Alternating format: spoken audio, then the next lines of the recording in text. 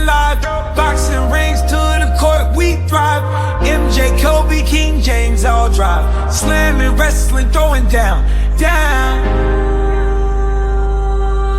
Baseball bats crack that hometown sound. Every score, every play we crown. Legends rise for the gridiron team.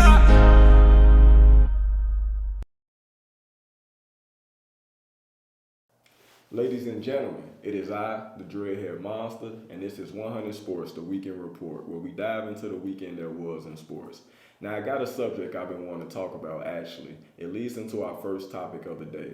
But does performance-enhancing drugs really help an athlete? I mean, I understand what it does help and what it doesn't. But I can't hit a baseball, I can't hit a softball, but I haven't hit a baseball in years. So if you were to put me on the same thing that they allegedly gave Barry Bonds, I personally am not about to start knocking baseballs at a Wrigley Field. So I understand that these things are against the rules, but should the record be lost or the win not count? I'm just not sure if sometimes I'm satisfied with the outcome of these certain situations. Let me know what you guys think. Does performance-enhancing drugs really help the athlete, and should it be frowned upon after all this time? Now, we never got to discuss the David Haney versus Ryan Garcia fight, but it seems to have made it back into the news. Ryan Garcia has been accused of using PEDs. If you're not familiar with what that means, performance-enhancing drugs. Now, the accusations are before the fight, Garcia tested positive for Ostrian, a performance-enhancing substance on the list of banned substances issued by the World Anti-Doping Agency. These tests are usually 10 days before the fight. His A sample has come back positive. Since then, he has made a statement and said that the test is wrong and is waiting his B sample to come back. But in most cases, if the A sample is positive, most likely the B sample will be positive. Now, at this point, I'm not sure what the consequences would be for Ryan Garcia, but I'm pretty sure the first thing that would happen would be the ruling would be overturned. Now, that would put David Haney back as an undefeated boxer. He was already able to keep his belts because Garcia came in overweight. And since we're talking boxing, it seems like the rules have changed for Mike Tyson versus Jake Paul fight. Still can't believe that this is happening. But shout out to Netflix, July 20th is the date. As of yesterday, the fight will now have rules of 8 2-minute rounds with 14-ounce gloves. Now, there are two questions still in the air. First, who rules are these? Both Jake Paul and Mike Tyson denied that this was either of their doing. And the other question is whether this is an exhibition or a pro fight. Because the rules are dumbed down, some fighters such as George Foreman have come out and said this could be nothing but a mere exhibition. But neither here nor there, let's gear up for July 20th on Netflix. Jake Paul versus Mike Tyson. WWE had its annual draft over 2 shows, both SmackDown and Raw. Now, no champions were allowed to be in the draft. All were marked safe for its respective brands. We won't give you all the names, but we will go through a few of the most significant ones. Now, as you know, Damian Priest is the heavyweight champion. Becky Lynch is the world champion. Also Truth, the world champion. Sami Zayn is the intercontinental champion. Now, on to the draft picks. Imperium will be on Raw. Damage Control, which includes Ayo Sky, Dio Kai, and Asuki and Kira Sai, CM Punk. We got the return of Braun Strowman. Drew McIntyre will be able to continue his feud with CM Punk. The Judgment Day, this one has me pretty excited. The Mad Dragon from NXT will be joining Raw. Hopefully he's able to continue his feud with Gunther. Big Bronson Reed, Jay Uso, Seth Rollins will be staying on Monday Night Raw. This one was kind of confusing because Braun Breaker did sign a deal with SmackDown, but I guess in the draft anything goes. He's now on Raw, so shout out to Braun Breaker.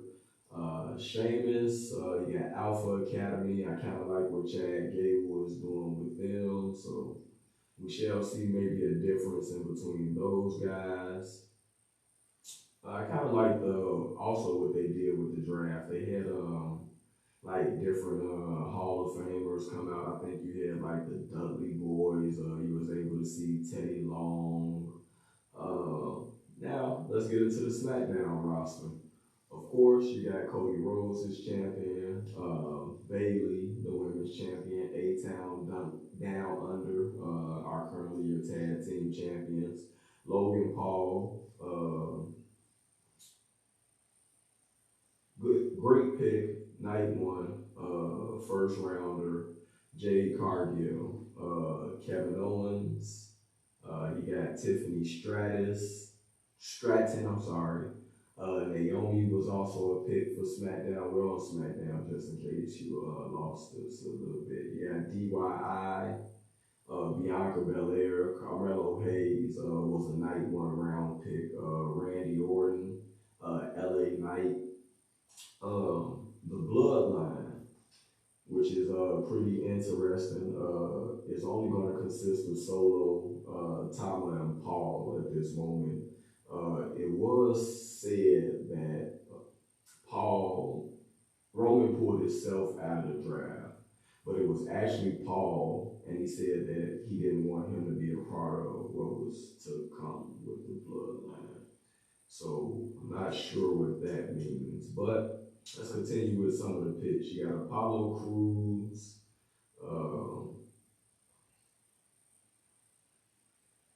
but these draft picks won't go into effect to after Backlash.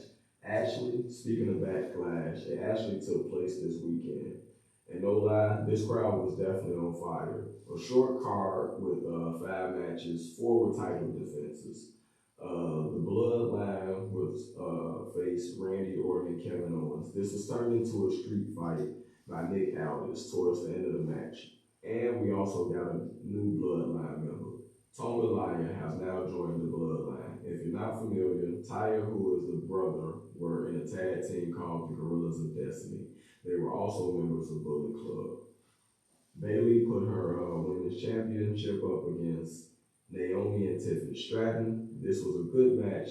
If not, they had a lot of build up. All 3 women put on a good showing, but it was Bailey who came out on top. Damian Priest got the win over Jay, who in my opinion is due for a single title run. But with the help of Judgment Day, he retains. But I'm not sure how long he'll be a part of the group. There seems to be a certain way Priest would like to do things now that he is champion. Jay Cargill and Bianca Belair defeat the Kabuki Warriors. Once this match was announced, I kind of knew what would happen. Even though the Kabuki Warriors are one of the best women tag teams out there, shout out to them. Jade and Bianca are 2 of the best single stars. Jade gets to experience her first taste of championship gold, while Bianca gets to add to her collection of gold. Let's see what these ladies can do together. In the main event, Cody Rhodes defeated AJ Styles for the WWE Championship, and another first title defense between 2 former Bullet Club members, and not to mention both of their success on the independent scene.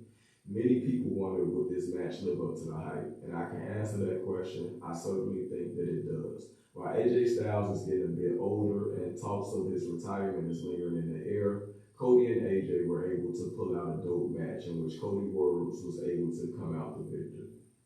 The WWE has been doing great with these out-of-country shows. I can't wait to see where they go next. Actually, before we leave, we have an announcement for WrestleMania 41.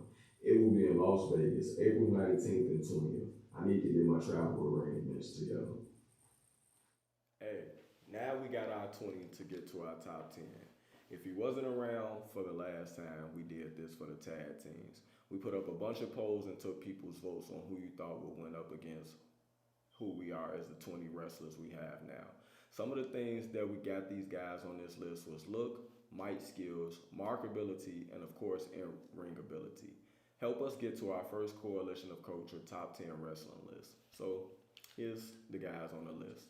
We got Sting, Ric Flair, Chris Jericho, Shawn Michaels, The Rock, Bret Hart, John Cena, The Undertaker, Macho Man, Stone Cold Steve Austin, Hulk Hogan, Roman Reigns, Eddie Guerrero, Chris Benoit, Ricky Steamboat, Mick Foley, Kurt Angle, Triple H, and Rey Mysterio. Oh, also, one more thing before we get off wrestling. I was excited to hear that there's a new doc hitting Vice about WCW, produced by The Rock, but it will not include the Nature Boy Ric Flair. Now this comes off as a bit of a shocker.